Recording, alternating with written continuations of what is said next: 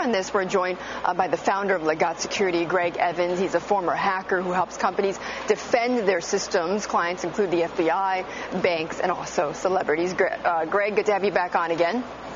Thank you for having me. What do you make of this Bank of America move? Well, I think it's a great move by Bank of America. And unlike MasterCard, I don't think they're going to end up getting a denial of service. Why? These people, well, one, Bank of America saw what happened with the other ones. So I think before they made this move, they were prepared for it. Where MasterCard and some of the other ones may not have been as prepared.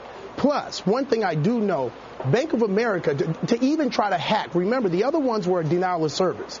I don't want people to think that they will be able to hack into Bank of America. You'll have a better chance hacking into the Pentagon before you would Bank of America. Why do you say that? Well, Bank of America, most major banks, Bank of America, Wells Fargo, they spend hundreds of millions of dollars a year protecting their networks to make sure, because they know the first time someone gets in and collapses and steals everybody's money, it's over with. So, and whereas with the government, before a new piece of technology comes out, Bank of America can purchase it right away. Whereas with our government, they have to wait and go through all types of bureaucracy before they can actually do that type of purchase. So Bank of America is not that easy to hack in. Trust me, I know. But Greg, I mean, just a few weeks ago you were on our program and you were saying how easy it is to hack into companies' systems, and you were saying, you know, the CTOs of all these companies have such huge egos that they leave themselves up to vulnerabilities. That is correct. The bigger the company, the easier it is to hack. Now, when I'm talking about companies like AT&T's and the Sprints and things of this sort, years ago that I was able to get into, banks are a little bit harder to get into. Most of the companies, most financial institutions who have been hacked have come from the inside. It was inside information. Coming from the outside trying to hack into a bank is a lot harder. Can it be done? Oh, yes, it can be. But it's not going to be where someone wakes up and then within 3 days says, let's do a type of attack like they did with MasterCard or PayPal to get into Bank of America.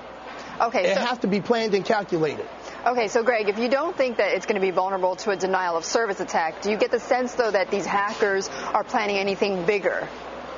Well, first, let's make sure you're using the word hacker loosely. These are not hackers. These people who are shutting down these websites are not hackers. The two people they arrested, Deutsche police arrested two people who were involved in some of the denial of service scams. Attacks. So what do you call them then? What do you call them? Well, I call them cyber thugs.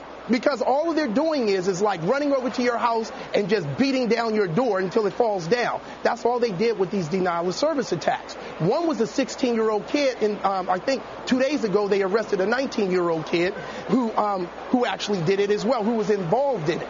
So these are not like true activists, like an activist like a women's activist or a child where we go out and we pick up a worthy cause. These are not worthy cause. These are a bunch of kids or cyber thugs who says, hey, I don't like what they're doing. And then they go and attack. They probably didn't even read the documents that was at Wikileaks website. Well, I mean, I would give you that. I think that that's probably true. But Greg, then again, the question is, though, but do you think, aside from these kids, that there's any type of a bigger network being formed or a bigger attack being formed by perhaps hackers this time around? Well, see, here's the thing. Like me, true hackers want to stay under the radar.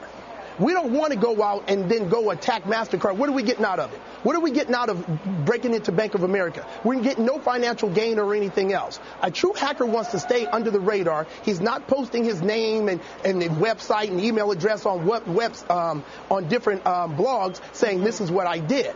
So some of these people that you see are very good hackers, but they're misguided. They're hackers that can get into systems, but those are the ones that want to do it undercover. They don't want to brag about it. So with what we're seeing, the type of attacks we're seeing is a whole bunch of cyber thugs who get together on the boards and say, hey, I don't like this. Let's go out and let's attack it. And that's what they're doing. Right. They're doing it for fun. Cyber thugs. Okay, Greg, I learned something new this morning. Thank you, Greg Evans of LIGATT Security over in Atlanta.